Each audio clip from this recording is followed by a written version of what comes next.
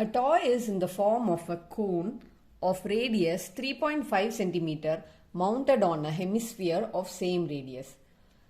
So இப்போ வந்து நமக்கு ஒரு டாய் இருக்குது. அந்த டாயோட ஷேப் வந்து ஒரு கோன் ஷேப்பில் இருக்குது. ஓகேவா?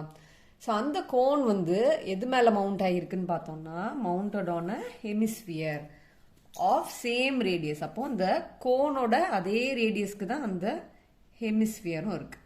ஸோ இந்த ஷேப்பில் நமக்கு ஒரு டாய் இருக்குது.